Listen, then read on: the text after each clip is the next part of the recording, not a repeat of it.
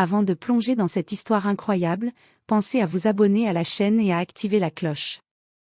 Ici, chaque récit a quelque chose à dire, et vous ne voudrez pas en manquer un seul. La pluie tombait doucement sur les rues de New York, reflétant les lumières des réverbères sur les trottoirs luisants.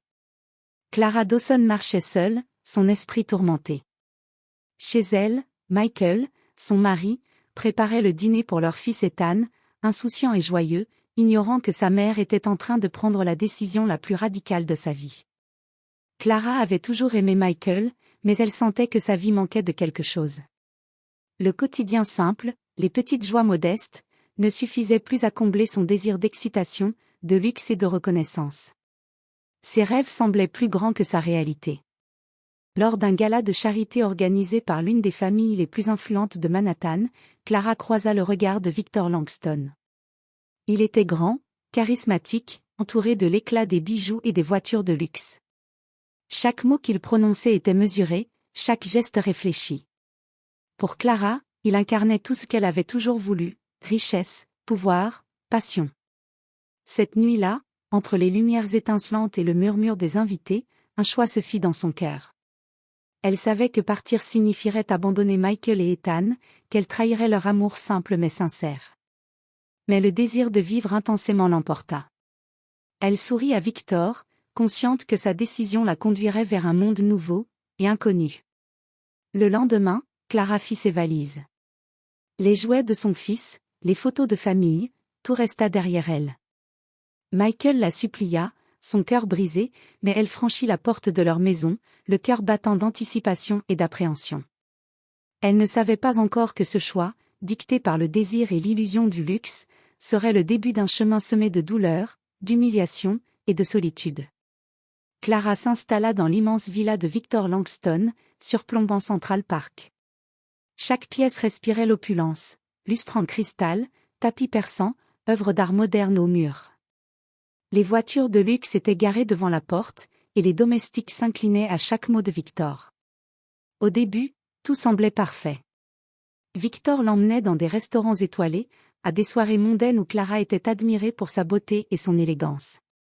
Elle se sentait enfin valorisée, importante, désirée. Les semaines passèrent, et elle s'imaginait que la vie qu'elle avait toujours rêvée était enfin à sa portée. Mais la réalité commença à s'infiltrer. Victor, derrière ses sourires charmants, se montrait exigeant et froid. Chaque remarque sur sa tenue, chaque critique voilée sur son comportement, la faisait douter d'elle-même. Les moments de tendresse étaient rares et calculés, tandis que les disputes surgissaient pour des raisons futiles. Clara comprit peu à peu que le luxe n'apportait pas la liberté ni le bonheur qu'elle imaginait. Une soirée en particulier marqua le début de son désenchantement. Victor l'emmena à un gala exclusif, où il la présenta à ses amis et associés. Chaque mot prononcé par lui la faisait se sentir comme un objet exposé. Ses rires semblaient forcés, ses gestes surveillés.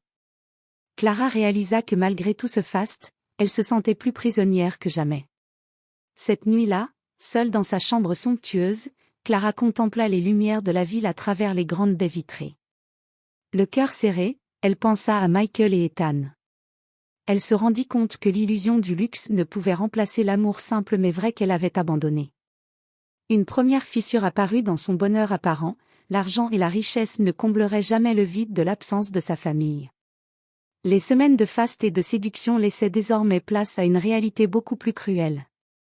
Victor Langston se montrait de plus en plus autoritaire et froid envers Clara. Chaque geste, chaque mot, semblait peser pour la rabaisser subtilement. Les dîners somptueux devenaient des épreuves, et les invités, complices involontaires, accentuaient son malaise par leurs regards admiratifs mais froids. Un soir, Victor l'invita à un dîner mondain réunissant ses associés les plus influents. Clara portait une robe somptueuse, espérant faire bonne impression et retrouver un peu de l'admiration qui l'avait séduite. Mais dès les premiers instants, Victor commença à la critiquer devant tous. Il fit des remarques sur ses choix vestimentaires, ses manières, et même sur son discours, soulignant avec un sourire cruel son ignorance du monde des affaires et du raffinement. Les murmures et les rires étouffés autour de la table firent mal à Clara. Elle comprit brutalement que tout ce qu'elle avait pensé être de l'amour et de l'admiration n'était qu'un jeu cruel. Victor la traitait comme un objet, une décoration vivante pour impressionner ses invités. Le vertige de l'humiliation la submergea. De retour dans leur villa, Clara s'effondra dans sa chambre, le cœur lourd. Pour la première fois depuis des semaines, elle pensa à Michael et Ethan. Les images de leur quotidien simple mais rempli d'amour revinrent avec force.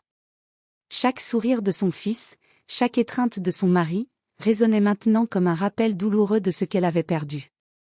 Elle tenta de se convaincre que tout cela finirait par passer, que Victor finirait par montrer une facette plus tendre. Mais la réalité s'imposa, elle avait échangé un amour sincère et une famille pour un luxe factice et un homme cruel. L'illusion du bonheur venait de s'effondrer, laissant Clara face à la solitude, la honte et le regret. Cette nuit-là, en regardant les lumières de Manhattan depuis le balcon, une pensée obsédante s'imposa, ai-je tout détruit pour rien? Elle ne savait pas encore que les conséquences de ses choix seraient plus douloureuses et publiques qu'elle ne l'imaginait. Clara tenta de reprendre contact avec Michael et Ethan, espérant réparer son passé et retrouver une place auprès de son fils. Mais la réalité fut bien plus cruelle qu'elle ne l'avait imaginé. Michael, blessé et méfiant, l'accueillit avec froideur. Ses mots étaient mesurés, mais chaque phrase portait le poids de l'abandon. Ethan, maintenant plus âgé, la regardait avec un mélange de curiosité et de distance, comme si elle était devenue une étrangère. Autour d'elle, la société la jugeait sévèrement. Ses amis d'autrefois détournaient le regard, certains murmuraient derrière son dos, et les réseaux sociaux relayaient ses erreurs avec une cruauté silencieuse mais perçante. Clara, qui autrefois brillait dans l'opulence, se retrouvait isolée, humiliée par ceux qu'elle avait admirés et enviés. Victor, de son côté, ne montrait aucun remords.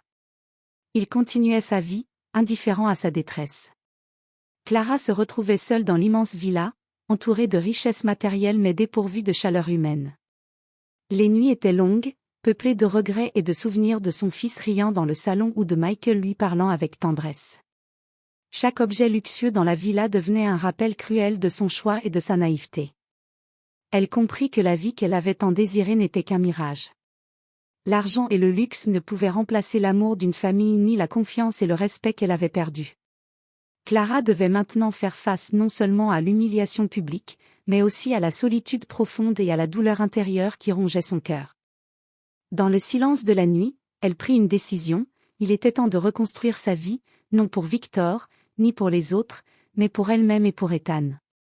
La route serait longue, semée de remords et de combats intérieurs, mais elle savait qu'elle devait affronter ses erreurs pour retrouver sa dignité et la paix qu'elle avait perdue. Les mois passèrent, et Clara commença à reconstruire sa vie loin de Victor et de son monde de luxe cruel. Elle quitta la villa, abandonna les bijoux et les voitures somptueuses, et trouva un petit appartement modeste mais chaleureux. Chaque objet choisi par elle-même, chaque coin arrangé avec soin, lui redonnait un sentiment de contrôle et de liberté. Elle se concentra sur son travail, renouant avec ses compétences et ses passions qu'elle avait mises de côté. Peu à peu, elle retrouva confiance en elle, non pas par la richesse ou l'admiration des autres, mais par la certitude qu'elle pouvait compter sur ses propres forces. Sa relation avec Ethan fut lente à se reconstruire. Au début, il la regardait avec méfiance et retenue.